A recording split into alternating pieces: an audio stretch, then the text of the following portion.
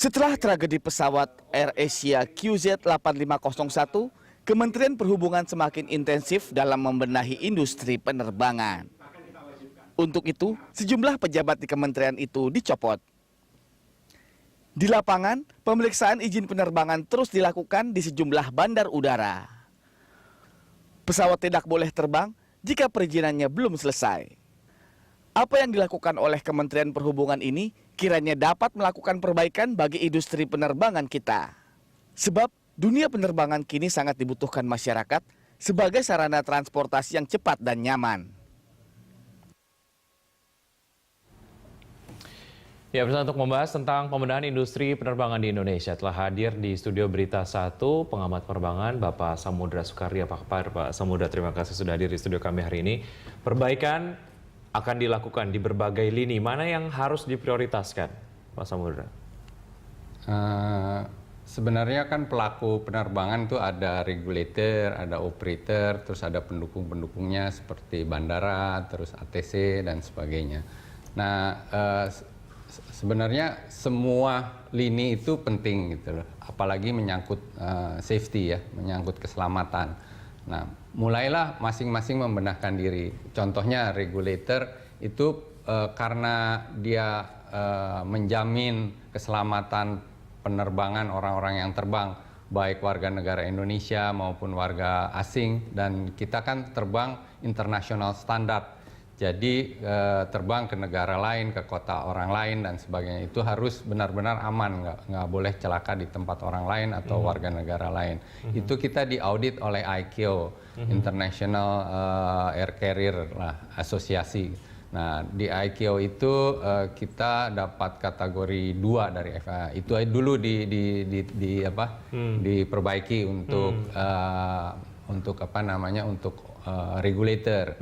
Lalu untuk operator kita semuanya tolong semua manual harus update gitu, dan harus punya juga yang namanya corporate manual dan turunan-turunannya, apa namanya, operation manual, maintenance manual itu harus update.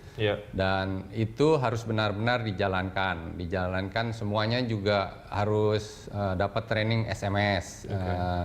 SMS itu apa namanya, safety management system gitu. Dari direktur utama sampai semua pejabat, semua pegawai bawah harus mengerti artinya safety management system gitu.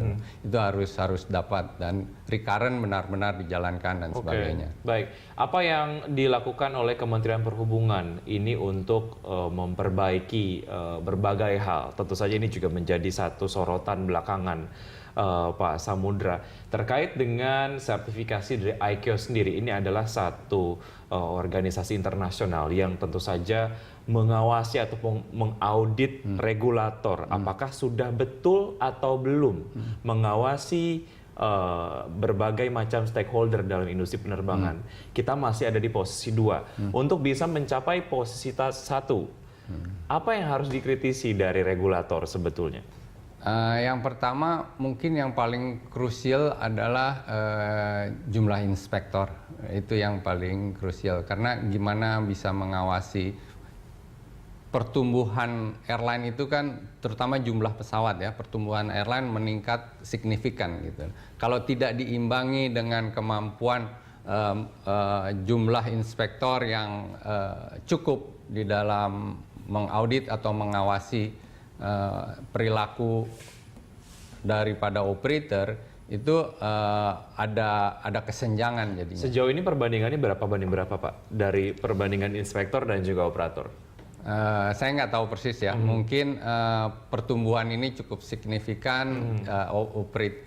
Di regulator inspektornya jumlahnya masih segitu aja dari sejak mungkin 2-3 tahun yang lalu gitu loh. Jadi itu harus dicukupkan gitu loh.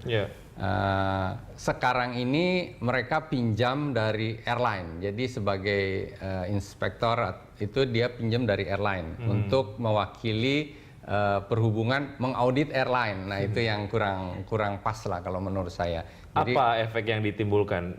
Menjadi subjektif kah? Ya, atau seperti apa? Tidak objektif lah jadinya. Jadi kalau misalnya lawan airline-nya dia akan susah, membuat susah. Tapi kalau dia teman akan dimudahkan gitu. Jadi tidak objektif lah kurang lebih gitu. Karena airline audit airline gitu. Iya, iya.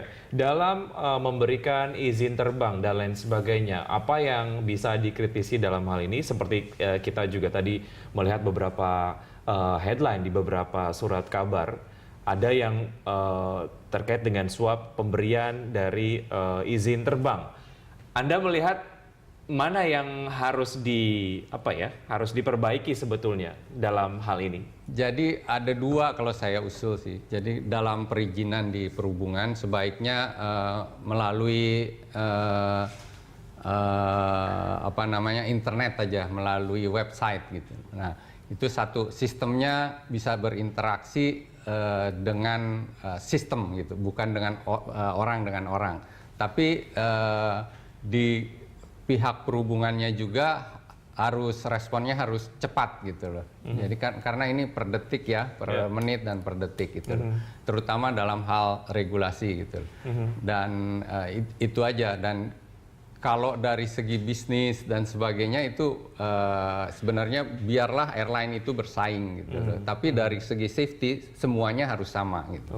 Oke. Ya, baik, kita tinggalkan dulu itu. Saya ingin menjadi posisi yang nomor 1 dalam sertifikasi oleh ICAO. Tadi Anda menyebutkan ada jumlah inspektor yang sebaiknya cukup untuk mengasih operator-operator. Selain itu apa lagi, Pak Samudra? Selain itu banyak juga kayak di Airnav gitu loh. Airnav juga harus dibenahin baik dari sistem maupun jumlah ATC-nya dan kualitas ATC-nya itu. Karena sejak Undang-Undang Penerbangan nomor 1 tahun 2009 itu memisahkan antara Angkasa Pura dengan Airnav sampai sekarang belum selesai itu itunya. Jadi jenjang karir para ATC itu juga belum selesai, penggajiannya juga belum selesai. Jadi masih kelihatannya masih ada kurang kondusif mereka bekerja di situ kelihatannya. Ya. Sejauh mana jika kemudian pengawasan regulator terhadap stakeholder di industri penerbangan, kalau sudah baik, teman-teman operator juga akan ikut gitu ya? Iya. Jadi kalau operator kan sebenarnya nggak bisa ngelawan regulator gitu loh, nggak bisa ngelawan regulator karena dia juga tidak ingin pesawatnya celaka, tidak ingin pilotnya juga jadi korban gitu loh. Karena ini adalah industri padat modal. Terutama pesawatnya juga tidak mungkin tidak dirawat. Kalau dia tidak dirawat, pemberi asuransi juga melihat, wah ini kemungkinan kecelakaannya besar, jadi preminya harus besar gitu loh. Dan itu merugikan airline sendiri gitu. Dan perawatan itu kalau dia nyewa pesawat, itu ada yang namanya maintenance reserve. Jadi si airline itu harus menyediakan uang di satu account untuk maintenance ke depan gitu. Kalau itu tidak ada, itu tidak akan bisa menyewa kita gitu. Jadi benar-benar budget atau biaya untuk merawat pesawat udah disediakan gitu, udah disediakan. Karena itu pesawat sewaan gitu. Itu kebanyakan kita pun pesawat itu sewa gitu atau lease to purchase. Kalau lease to purchase kan belum punya pemiliknya, belum airline, masih pemiliknya yang mempunyai dana gitu. Nah itu pun harus dirawat. Kalau nggak dirawat, value of aircraft-nya atau value of pesawatnya itu akan menjadi rendah. Ya, tadi kita sebelum memulai dialog kita sempat berbincang bahwa kemudian permasalahan terkait dengan regulator di industri penerbangan masih ada di posisi nomor 2 untuk bisa mendapatkan sertifikasi dari ICAO. Akselerasinya seperti apa sejauh ini? Kita akan bahas setelah jeda berikut ini, Pak Samudra. Kami akan segera kembali.